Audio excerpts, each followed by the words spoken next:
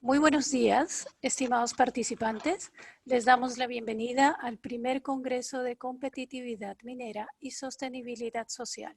A continuación, tendremos la conferencia de la empresa Antamina con el tema Estrategia de Desarrollo Social Multiactor para la Competitividad Territorial, a cargo de nuestro expositor, el ingeniero Milton Enrique Alba Villacorta.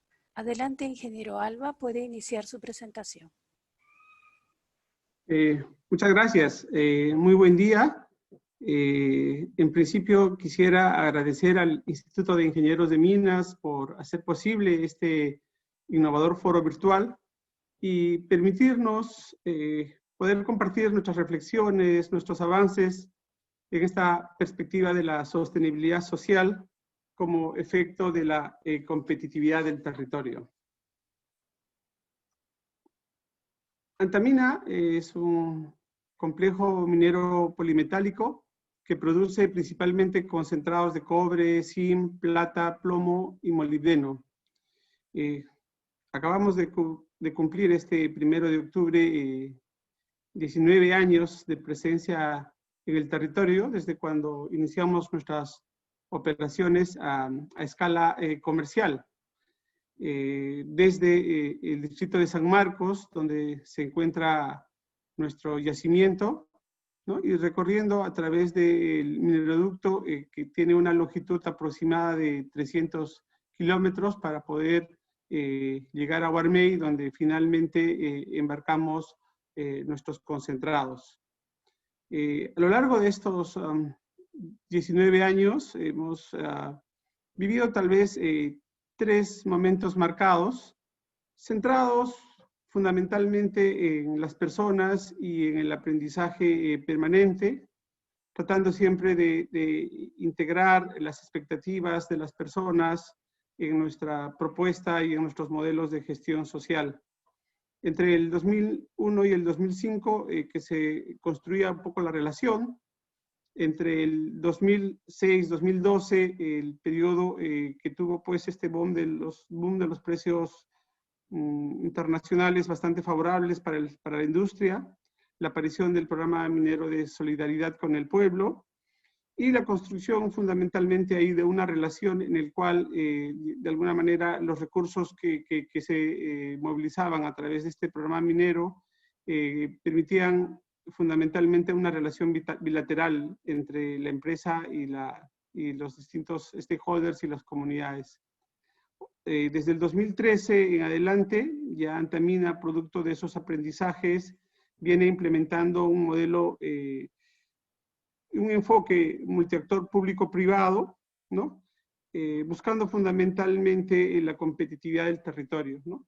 Y eso es lo que me permitiría ahora compartir como experiencia prácticamente de 8 años de trabajo, ¿no? En este gran desafío que tenemos como empresa. Quisiera arrancar con un desafío, ¿no? La sostenibilidad de cualquier negocio hoy en día tiene que ver también con las condiciones de competitividad del territorio donde opera, ¿no?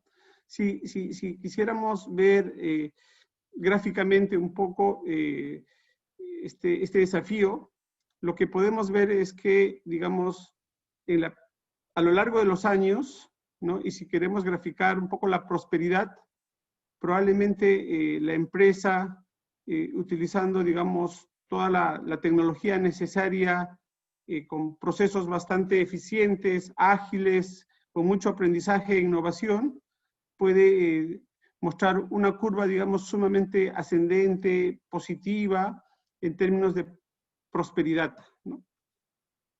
Sin embargo, en ese mismo periodo de años, vemos que el territorio no avanza en su prosperidad en la misma lógica o a la misma velocidad.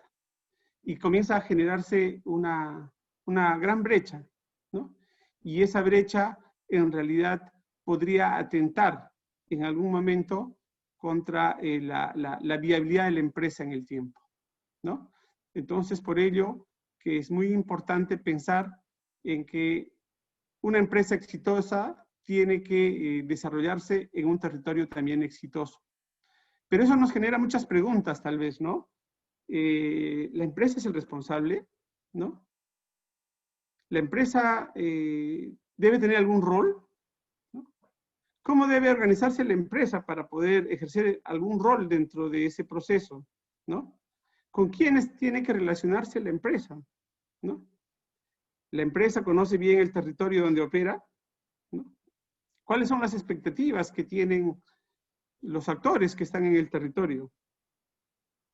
¿Cuán grande puede ser el desafío? ¿No? Y es un trabajo articulado de corto plazo, mediano, largo plazo, ¿no? ¿De cuánto estamos hablando en términos de inversión? Son preguntas que de alguna manera desafían la decisión estratégica de la empresa de poder tomar, digamos, y hacer una apuesta cuando quiere desarrollarse en un territorio que sea exitoso igual como lo es la operación. En esa perspectiva, por lo general, digamos, después de los enunciados estratégicos empresariales, hoy en día las empresas definen su propósito estratégico también, asociado a estos conceptos de viabilidad, sostenibilidad y reputación, ¿no? Y por lo general, en el aprendizaje también de nuestra industria, el principal trabajo de las áreas de relaciones comunitarias tenía que ver con el concepto de viabilidad, fundamentalmente pues centrado en que no deben haber pérdidas de producción, no deberían haber pérdidas ni retrasos al prevenir crisis, ¿no es cierto?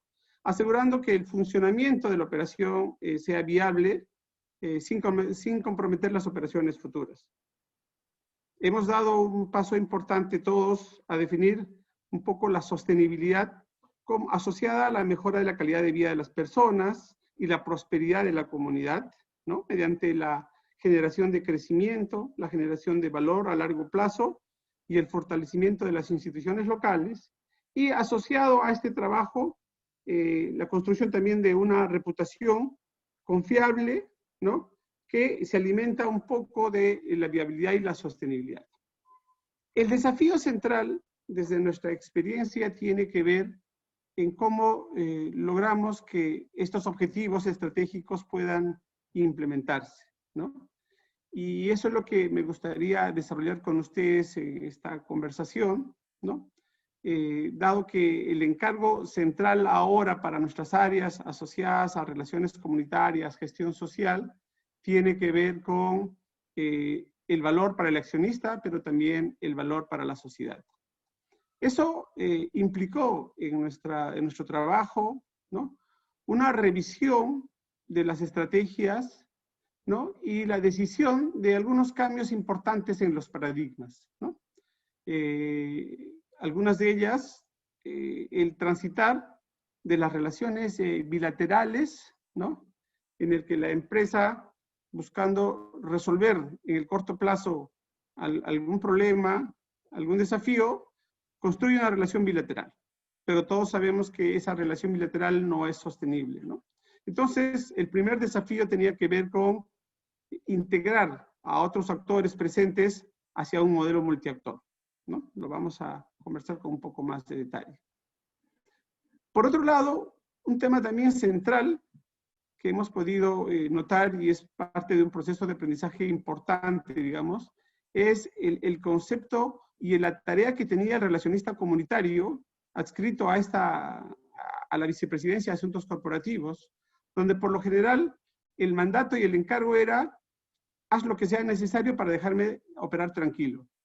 Y entonces el chip de todos los colegas asociados a las áreas de relaciones comunitarias, ¿no?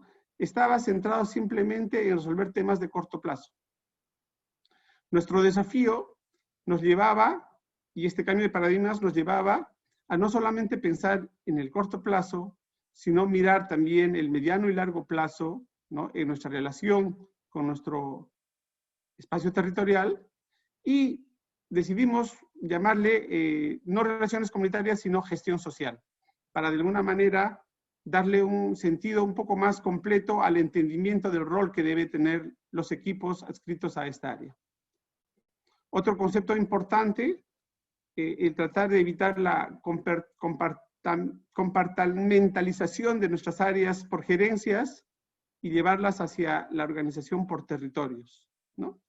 Dado la extensión, digamos, del ámbito que tenemos. Lo vamos a ver un poco en detalle. Y si estamos pensando en el largo plazo, no podríamos pensar solamente en proyectos, sino tenemos que hablar de procesos de desarrollo, ¿no?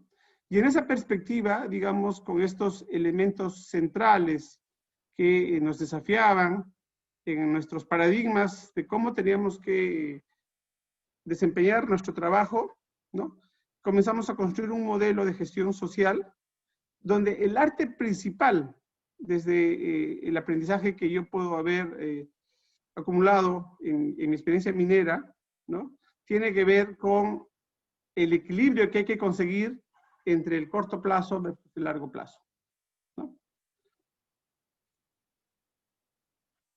Cuando estamos hablando de nuestro relacionamiento, efectivamente, Antamina tuvo mucho protagonismo en algún momento, sobre todo entre el año 2006 y 2012, trabajando directamente con diversos stakeholders para poder implementar el programa minero de solidaridad con el pueblo.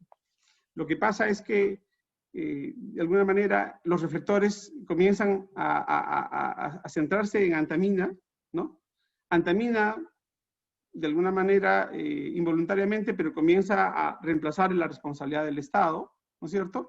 Y se generan una serie de mensajes un tanto equivocados en la expectativa de que Antamina, llevándose los recursos de la zona, tiene la responsabilidad de entregar los recursos de manera directa para el desarrollo de la población.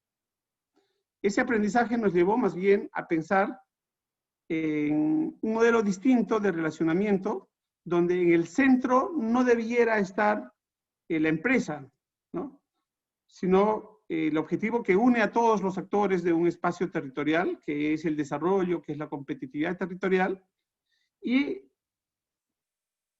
en torno a ese gran objetivo, identificar y reconocer a todos los actores que de alguna u otra manera tienen un rol, ¿no? Obviamente la empresa no se libera de ninguna responsabilidad, es un actor del territorio, y el gran desafío para la empresa es saber identificar cuál es el rol que debe jugar, ¿correcto? Y en esa perspectiva también es importante identificar cuál es el actor que tiene que tener el liderazgo en la gestión de ese espacio territorial, y todos conocemos, entendemos de que nuestras leyes le dan al gobierno local, ¿no? En este concepto de subsidiariedad, ¿no? La responsabilidad de liderar el desarrollo y gestionar, digamos, los desafíos que tiene el territorio, porque es la instancia del Estado más cerca a estos problemas, a estas oportunidades. En esa perspectiva, entonces, hay un actor importante con el cual tenemos que comenzar a trabajar, que es el gobierno local, ¿no? En esa lógica, nuestro aprendizaje nos plantea, pues, entonces, el tránsito desde una relación bilateral, ¿no es cierto?, y de reemplazo del Estado hacia una relación en red y de generación de sinergias, ¿no? En el cual hay atributos comunes en el que todos nos reconocemos como miembros de un territorio, el que comenzamos a compartir una visión común del desarrollo para ese espacio, ¿no? En el que necesitamos comenzar a fortalecer la institucionalidad, ¿no? Y comenzar a desarrollar una capacidad propositiva como territorio, ¿no?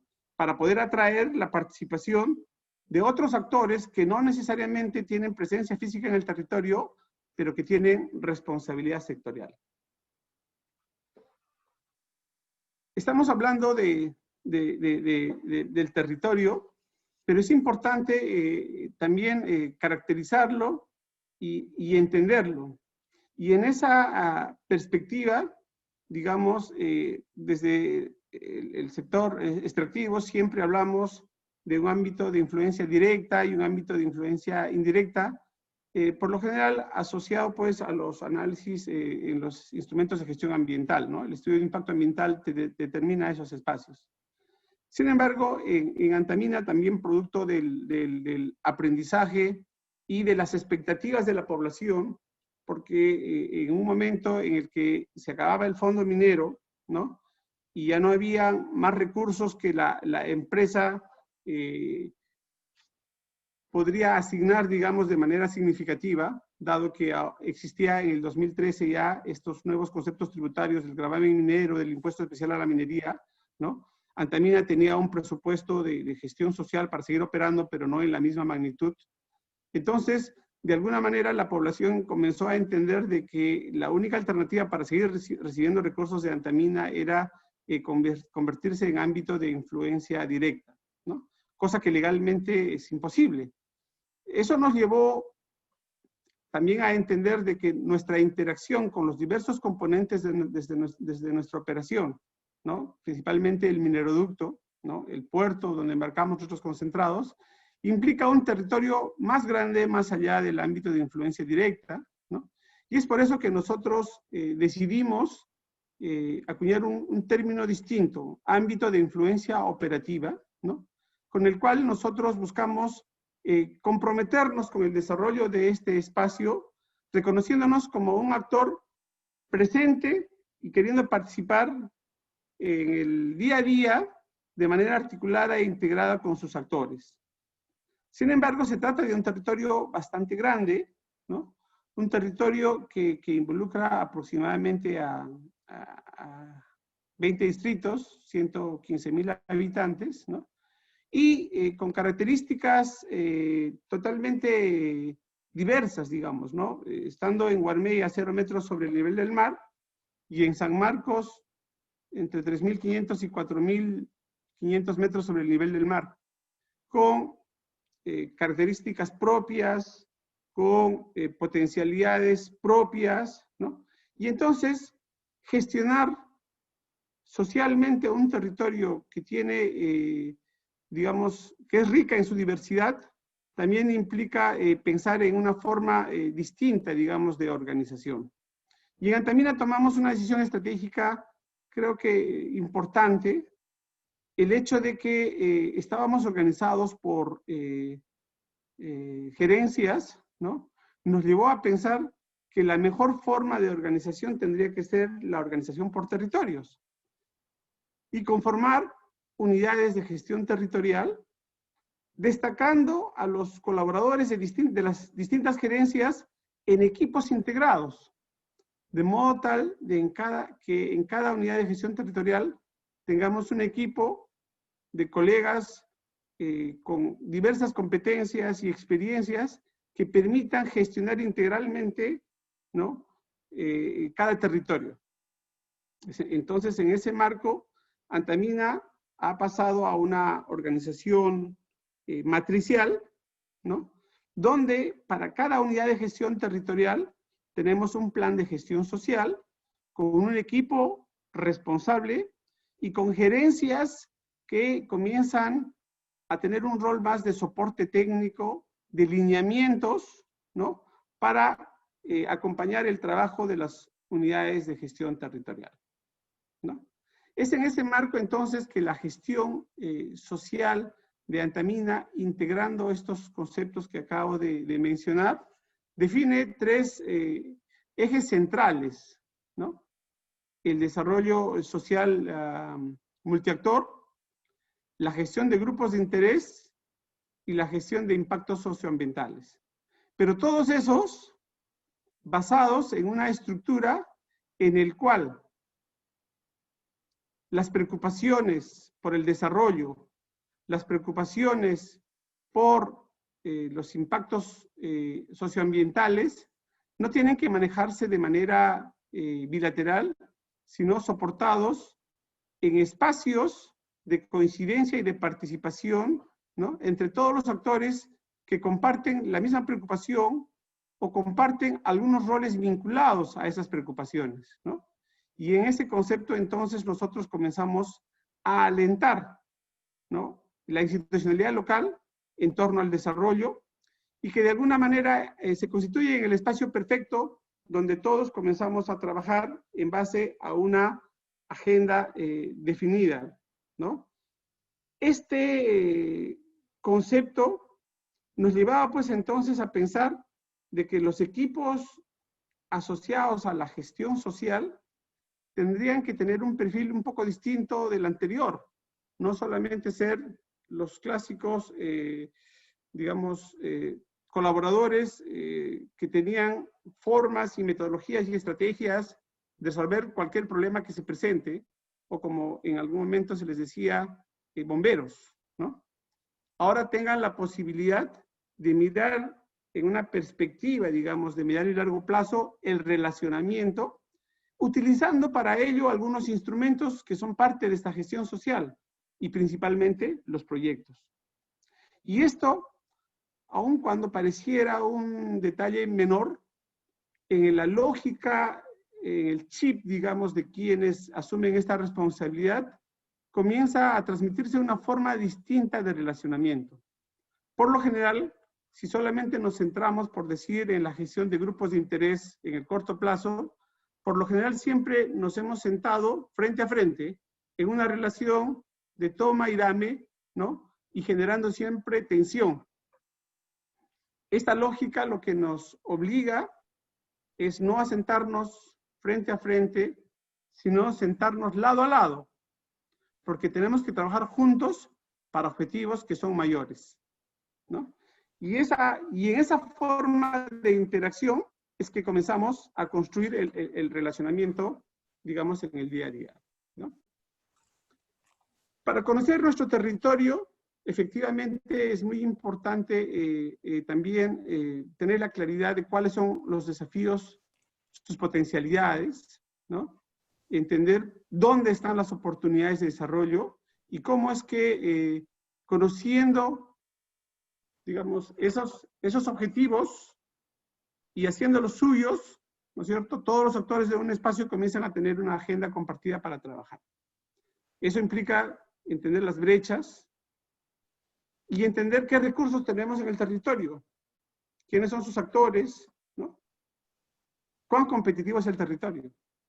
Y todo este análisis nos llevó a una primera gran conclusión, ¿no?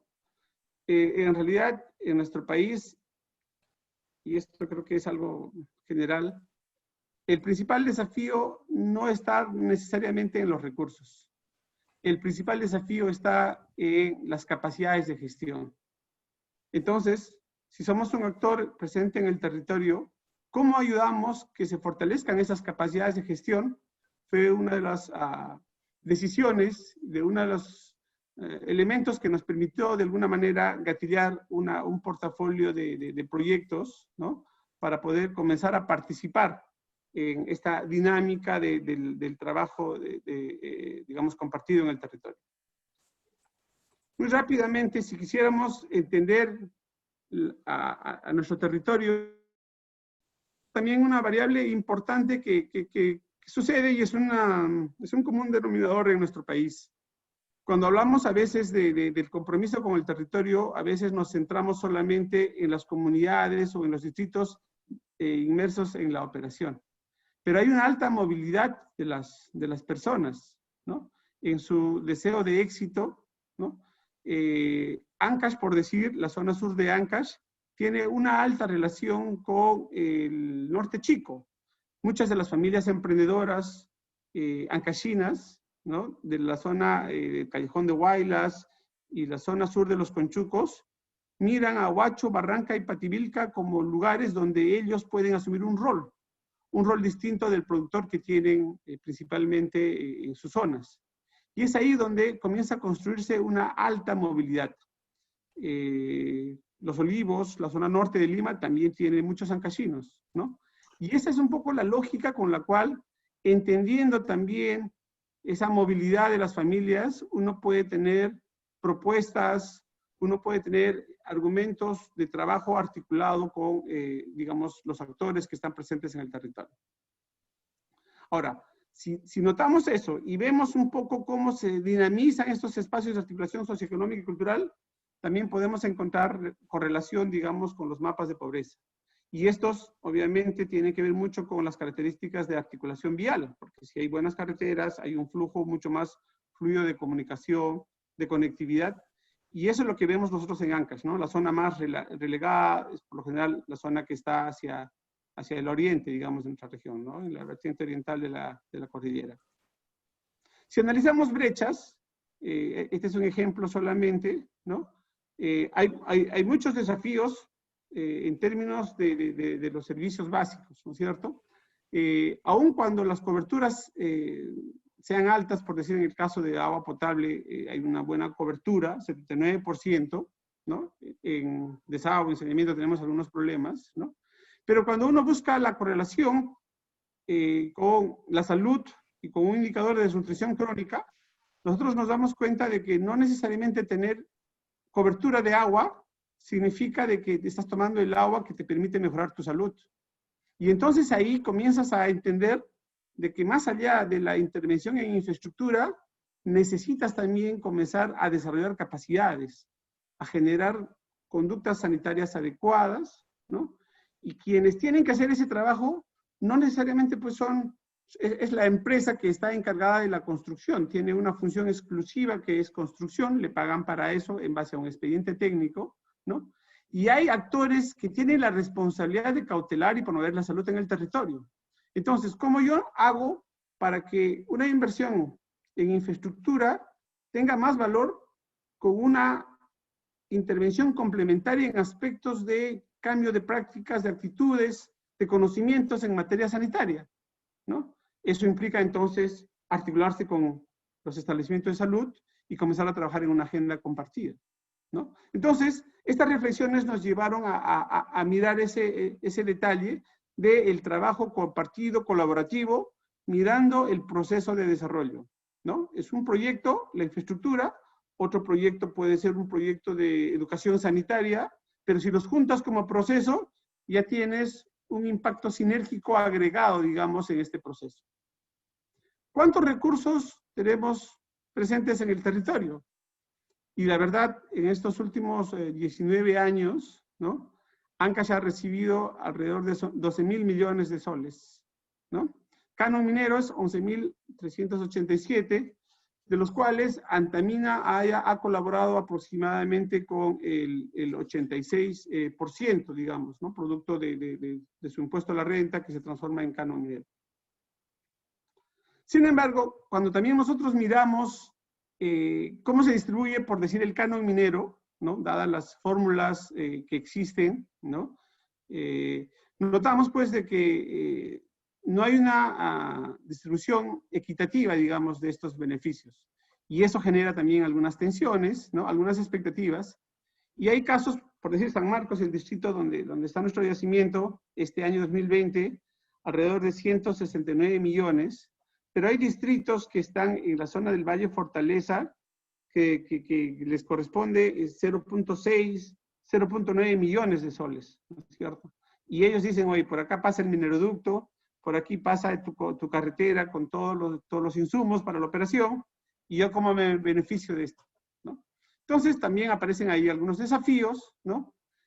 Y cuando se analiza un poco el plan de competitividad que está en proceso de elaboración, ¿no? A partir del gobierno regional, vemos pues que la región está en el puesto número 13, se encuentra en el cuartil 2, ¿no?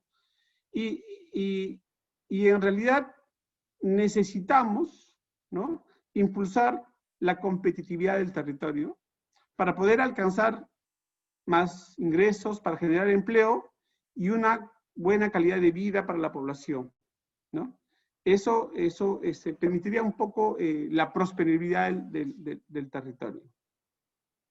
Hay algunos vectores de valor, ¿no? Que buscando, digamos, su eficiencia, ¿no? Podrían permitir prosperidad en nuestra sociedad, ¿no? Sobre todo, siendo conscientes de que este territorio tiene muchas potencialidades y muchas oportunidades. Saber identificar esos vectores de valor son fundamentales para poder aprovechar esta importante coyuntura en la que vive Ancash, en el cual esos recursos de canon minero, que es el principal aportante al PBI regional actualmente, pueda potenciar el resto de sectores y hacer entonces un crecimiento armónico, sostenible, digamos, de la región, teniendo tantas otras oportunidades.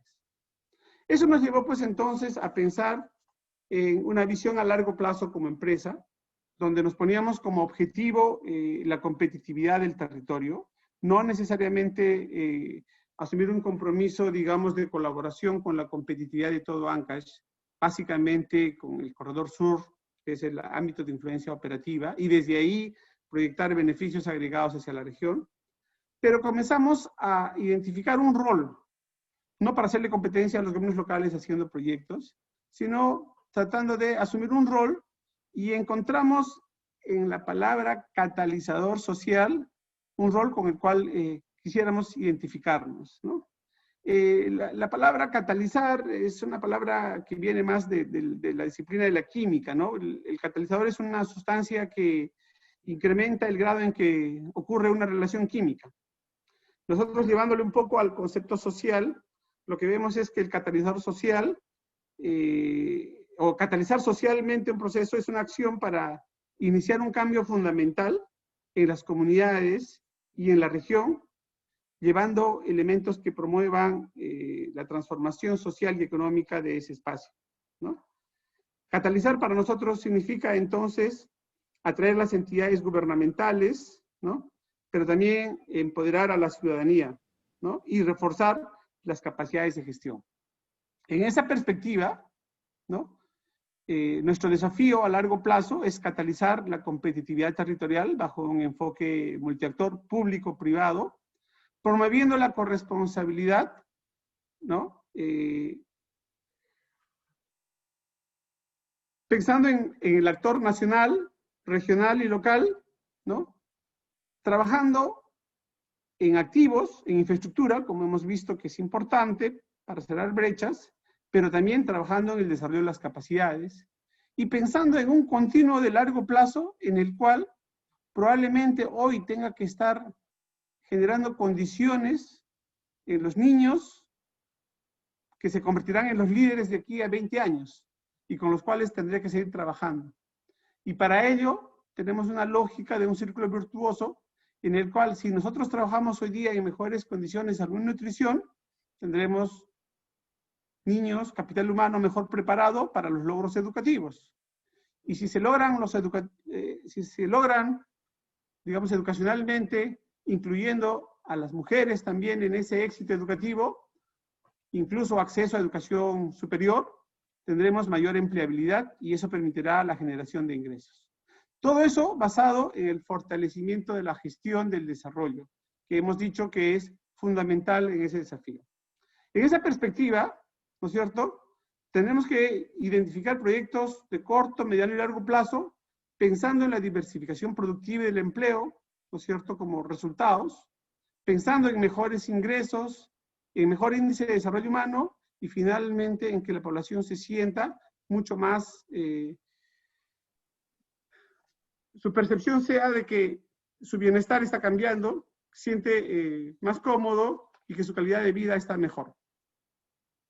Eso nos ha llevado también entonces a gráficamente identificar una estrategia de inversión social, ¿no?, que identifica 4 ejes de intervención: el fortalecimiento de la gestión del desarrollo local, y no en vano le hemos puesto casi como el 50% de nuestro trabajo, porque eso es fundamental para nosotros por las consideraciones que he vertido, pero trabajando también en salud y nutrición, educación, el desarrollo económico, trabajando en la dotación de activos, pero también en el desarrollo de las capacidades, construyendo capital institucional que es fundamental para la sostenibilidad y generando mayor capital social para poder garantizar también que la población sea el protagonista de su propio proceso de desarrollo, generando mayor confianza, asegurando que la población se sienta involucrada, incorporada en las decisiones que los afectan, ¿no?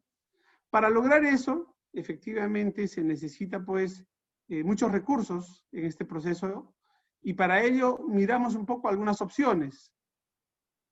Aparece ahí el mecanismo de obras por impuestos como una gran alternativa, ¿no?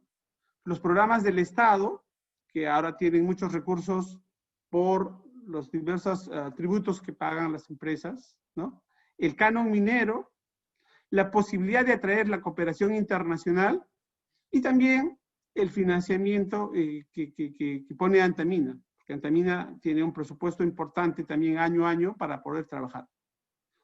Antamina principalmente prefiere invertir sus recursos en los temas asociados a desarrollo de capacidades principalmente, porque utilizando las otras herramientas estamos viendo fundamentalmente la parte de dotación de activos, ¿correcto? Entonces eso nos ha llevado a pensar en un portafolio de proyectos, ¿no?, que tiene que ver con dotación de activos, donde están las infraestructuras, ¿no?, infraestructuras que son necesarias para poder hacer atractiva también la región para su competitividad, ¿no?, y esto es fundamental, ¿no?, y proyectos de desarrollo de las capacidades, ¿no?, con algunos desafíos programáticos, como el fortalecer capacidades de gestión del desarrollo local, cerrar las brechas sociales productivas, ¿no?, y esto fundamentalmente a través de obras por impuestos, diversificar la economía local aprovechando las oportunidades del territorio, mejorando los aprendizajes educativos y reducción de la anemia y la desnutrición.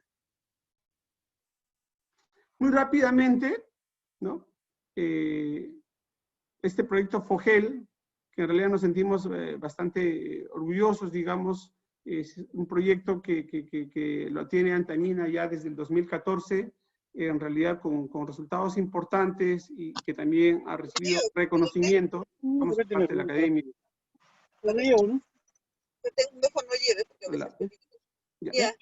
Que tiene en su diseño tres componentes importantes, ¿no? El fortalecer a los gobiernos locales, ¿no?, quienes lideran los procesos de desarrollo, ¿no?, fortalecer a las organizaciones sociales locales como impulsoras del desarrollo local y tratar de articular la oferta del desarrollo con la demanda de desarrollo en espacios de promoción, en mesas de concertación, en espacios donde se alientan estos mecanismos de participación ciudadana, ¿no? Estos tres elementos, ¿no?, que integran el proyecto FOGEL de manera articulada, están asegurando de que la articulación autoridades con la población sobre la base de agendas de desarrollo común, con una sola visión de desarrollo, podamos comenzar a desarrollar capacidad propositiva, ¿no? Eso implica, pues, digamos, ir viendo algunos indicadores de cómo está evolucionando el territorio y con satisfacción, aun cuando es un tema bastante complejo y desafiante, vemos que hay algunos indicadores que muestran avances, digamos, en el territorio, donde sentimos de que ya no hay un gobierno local que está pensando solamente en trabajar desde su lógica, sino escuchando a la población, y la población teniendo la capacidad de poner una agenda de desarrollo a quien le da el mandato, buscando que haya mayor ciudadanía, donde la población no solamente ejerza ciudadanía al momento de elegir a las autoridades, sino fundamentalmente cuando está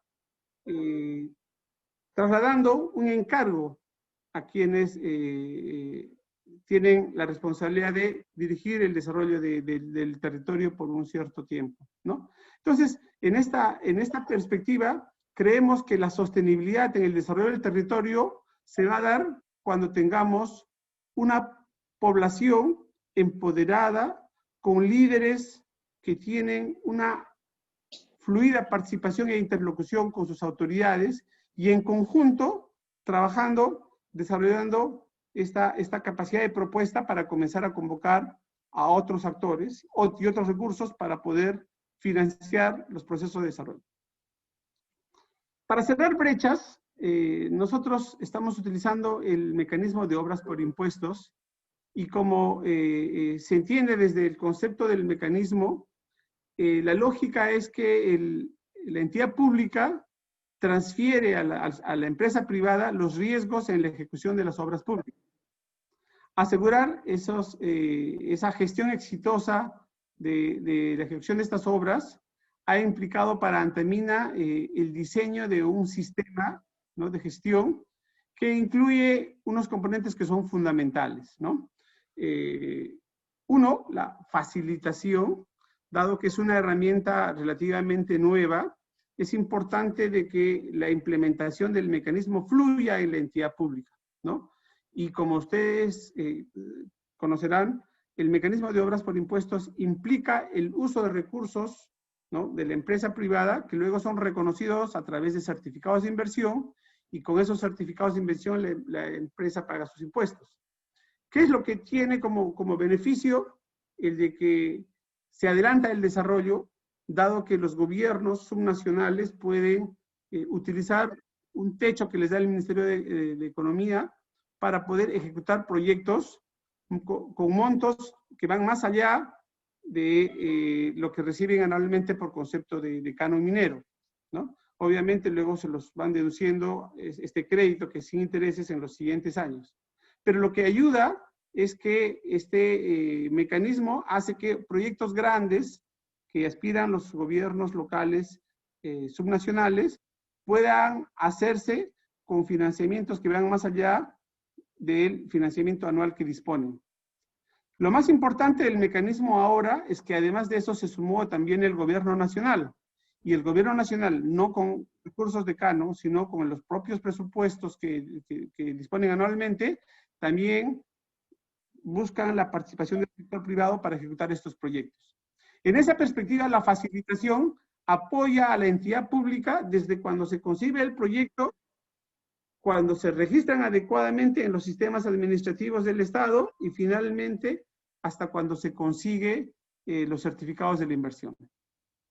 Pero también es muy importante en este concepto el asegurar la calidad de las obras, asegurar la buena ejecución, la buena elaboración del expediente técnico y la buena ejecución de las obras. Y para ello nosotros hemos contratado un servicio de aseguramiento de la calidad y tenemos empresas de reconocido prestigio haciendo este rol.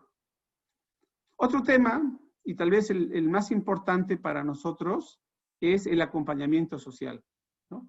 Estos proyectos fundamentalmente necesitan el transitar de manera conjunta con la población, con sus autoridades, ¿no?, con los líderes, quienes de alguna manera al involucrarse en el proyecto asumen un rol fundamental de saber cómo va avanzando su proyecto en sus gestiones, en la elaboración de sus estudios, en su ejecución, y a su vez son el interlocutor clave para poder relacionarse con el Estado, ¿no?, para poder hacer el seguimiento a que se puedan cumplir en los plazos establecidos los expedientes técnicos, por decir, ¿no?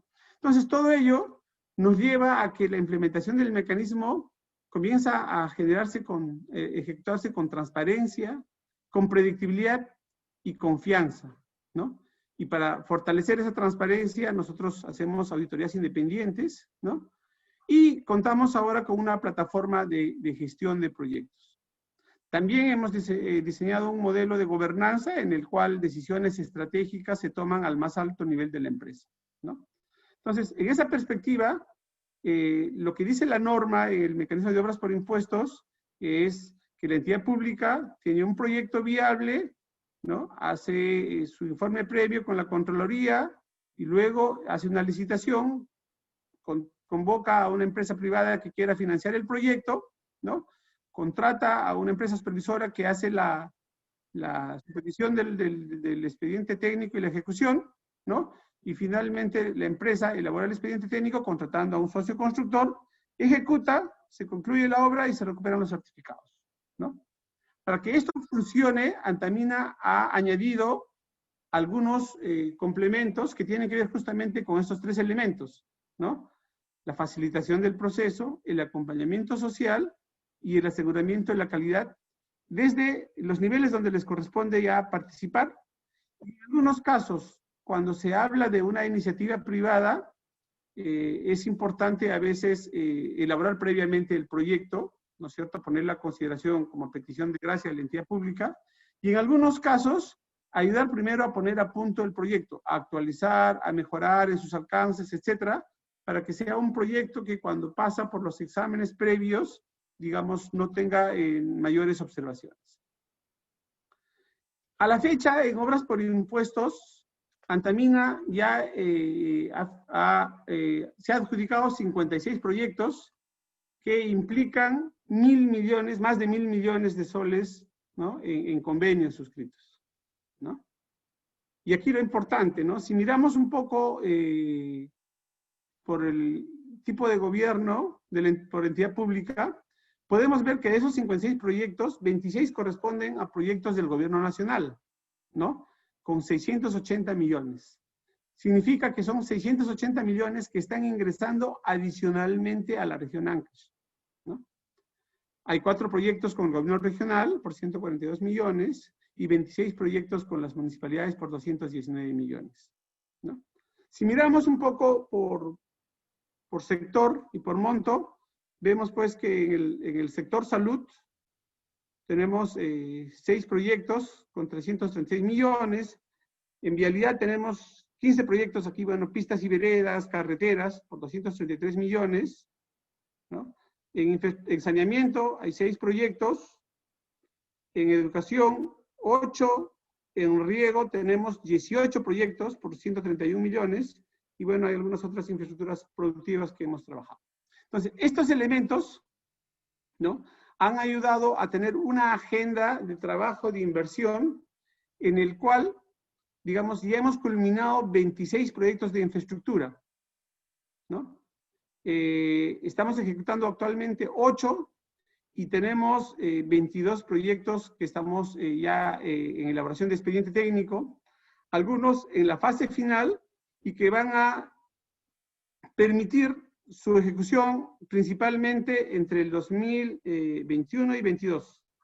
Es más, algunos están arrancando ya al finalizar este año su ejecución, ¿no? Entonces, eso implica que vamos a tener alrededor pues, de 700 millones de soles en ejecución en los próximos 2 años en el territorio, que van a significar, más allá, digamos, el trabajo que va a significar esto en términos de empleos, ¿no es cierto?, infraestructura que va a comenzar a cerrar brechas, ¿no?, las brechas que hemos identificado y que van a ser soporte fundamental de la competitividad de nuestro territorio, ¿no?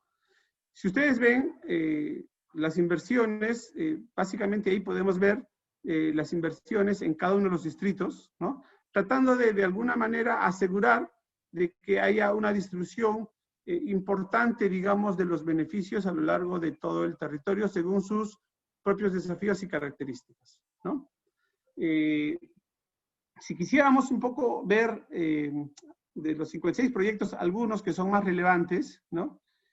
Por decir, en materia de hospitales, ¿no?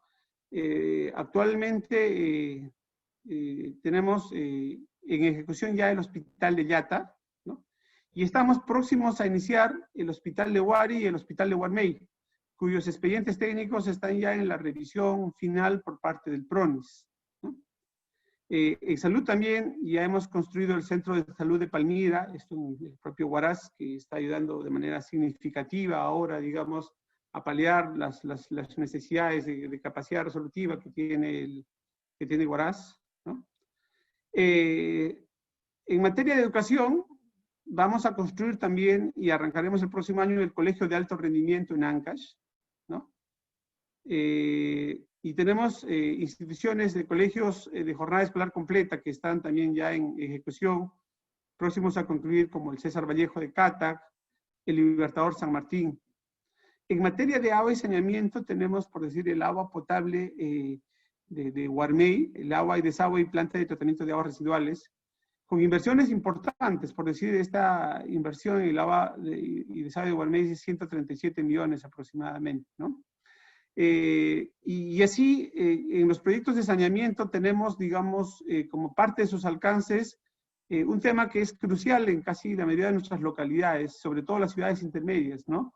Que los desagües actualmente se botan a los ríos.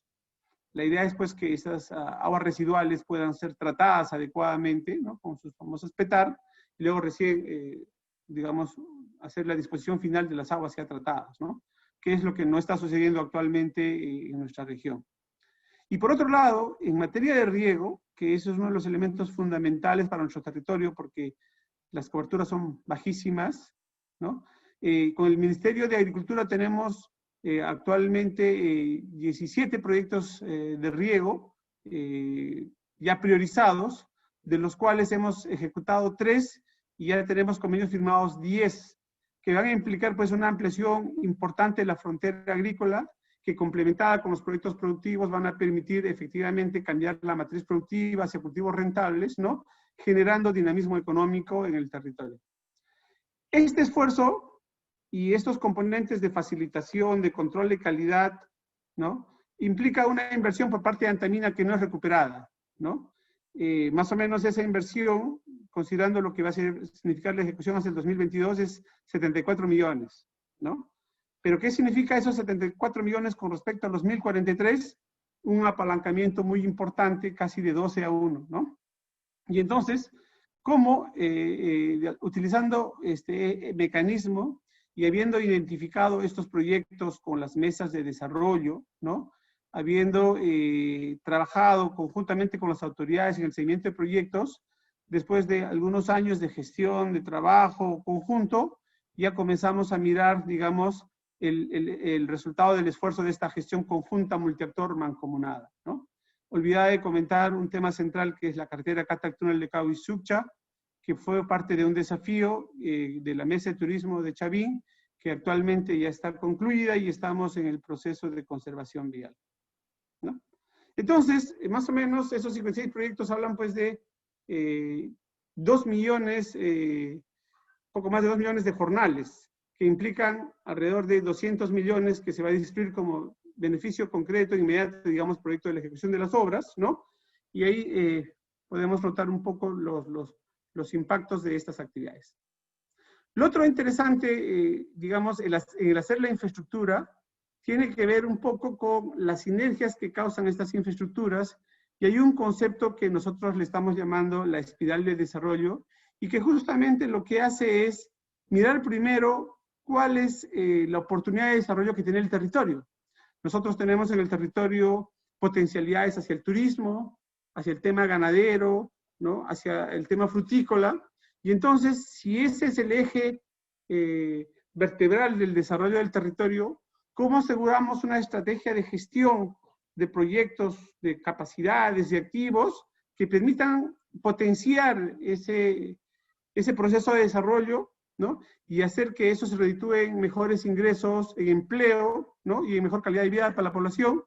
Ese es el concepto de esta espiral de desarrollo. Y en el caso específico, por decir, de la mesa de Chavín, decíamos, hay que impulsar el turismo, ¿no es cierto?, en el destino Conchucos. Oye, sí, pero con esta carretera no vamos a poder hacer nada. Entonces, convocamos al gobierno regional, ¿no?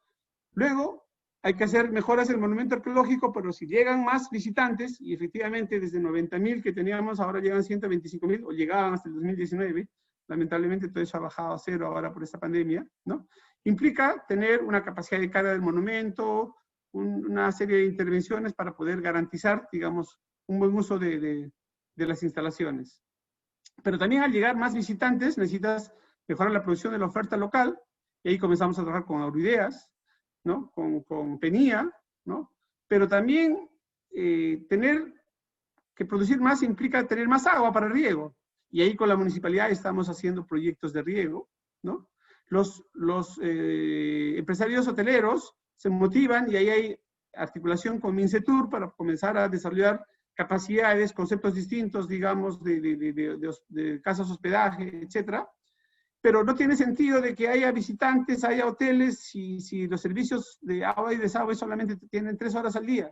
Entonces hay que trabajar con el Ministerio de Vivienda para garantizar agua permanente, digamos, y de calidad en el pueblo. Entonces, si uno mira, de alguna manera, el efecto movilizador de una visión de desarrollo para un territorio sobre la base de su eje estratégico de desarrollo, que es el turismo, comienzas a desarrollar una serie de iniciativas que están articuladas a un proceso de desarrollo donde este convencimiento ha ayudado a que la gente desarrolle capacidad propositiva.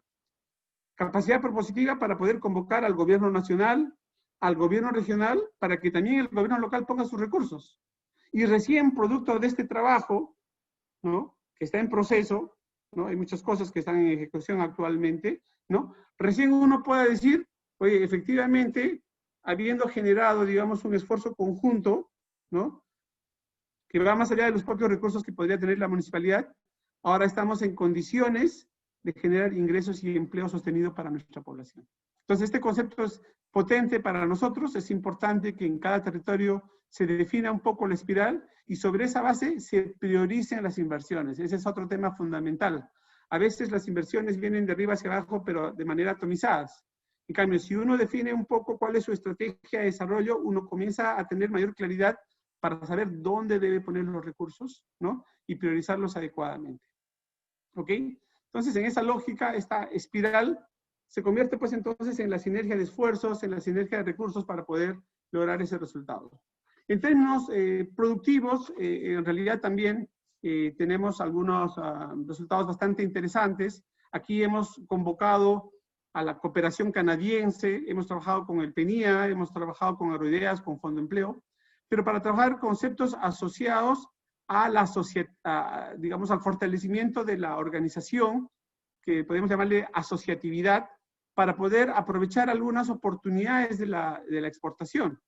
Y en esa perspectiva es que hemos trabajado, digamos, en algunas cooperativas, ¿no?, con bastante éxito, diría yo, porque son organizaciones que le encontraron valor a organizarse, ¿no? Organizaciones que actualmente, de alguna manera, siguen trabajando más allá de la intervención del proyecto, porque han encontrado, de alguna manera, oportunidad en su capacidad de oferta para poder luego negociar mejor su participación en algunos mercados a través del relacionamiento con algunos brokers, ¿no?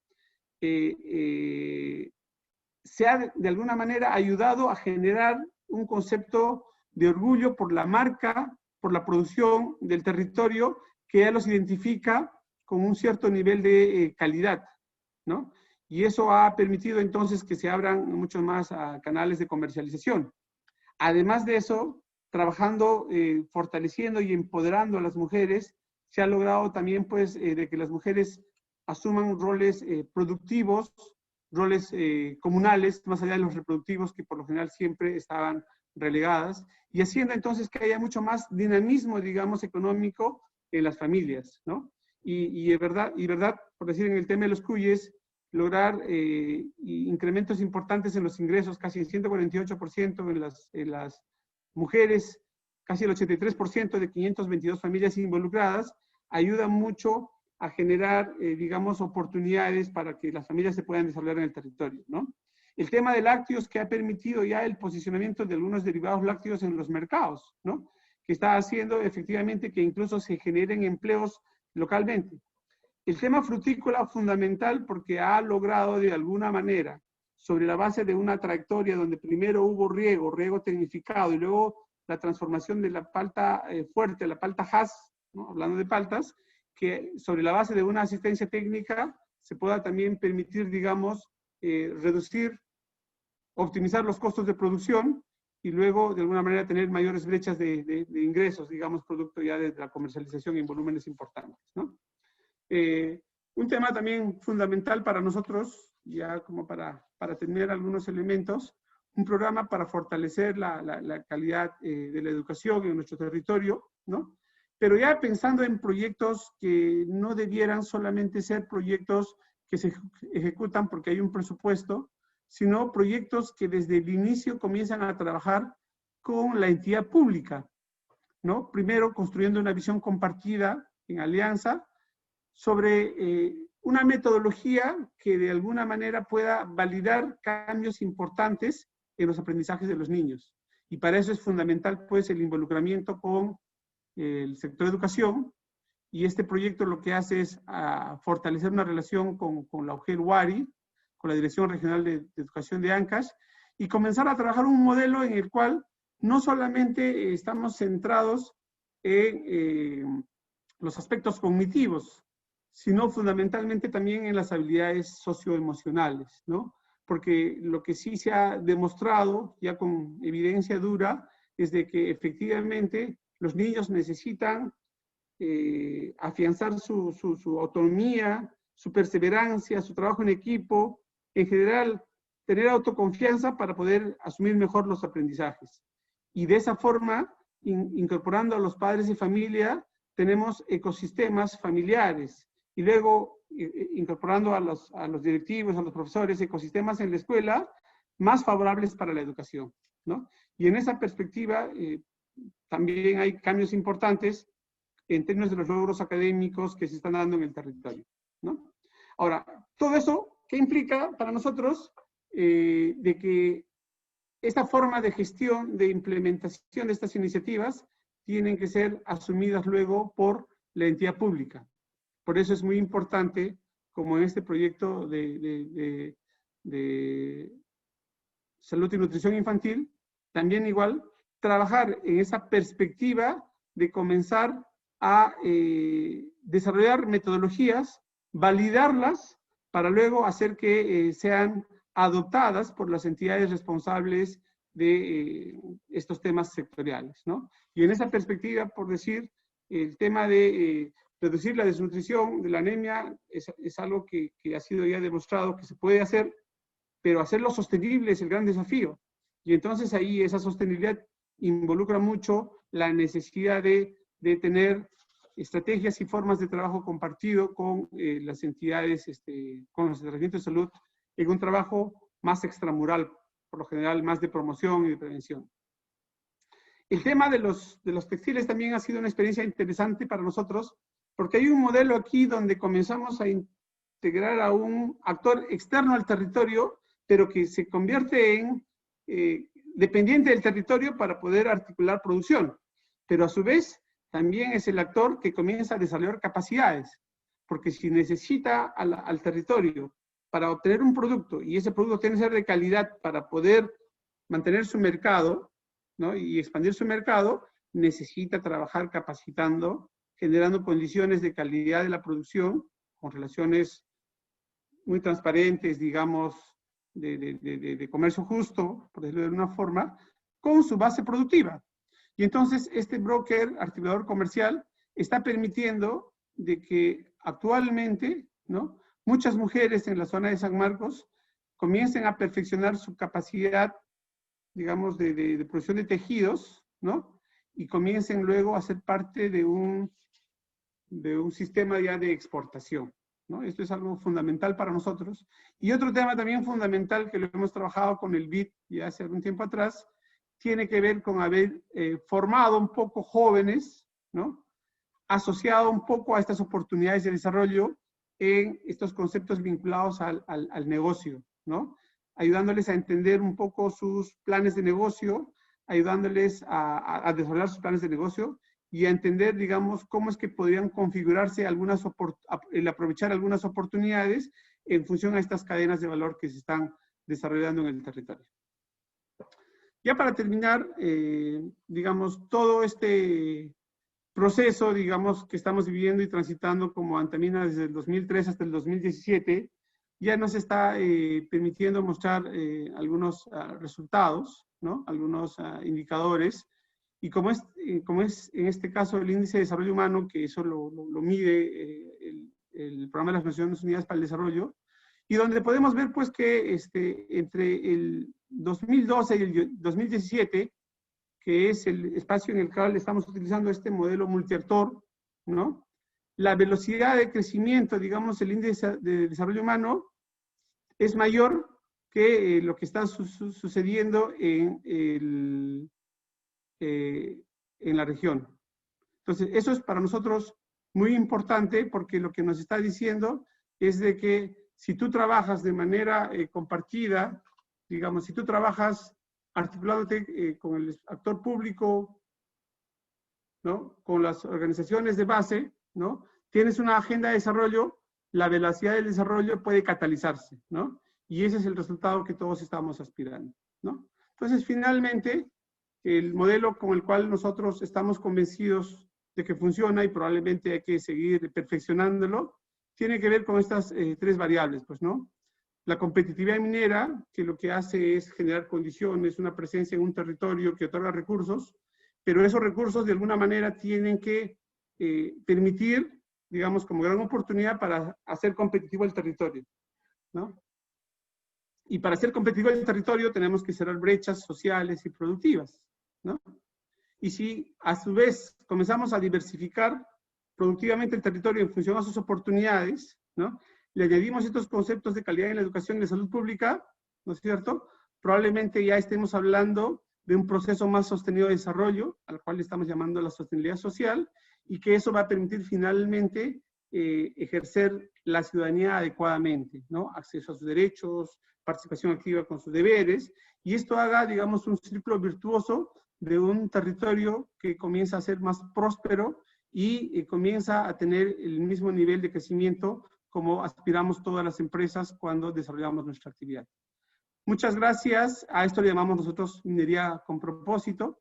Muchas gracias por haberme permitido compartir la experiencia de Antamina, muy reconocidos con el Instituto de Ingenieros de Minas por este espacio que ayuda a reflexionar y a encontrar, digamos, posibilidades para que empresas como Antamina puedan seguir cumpliendo un rol muy importante en el desarrollo de nuestro país. Muchas gracias.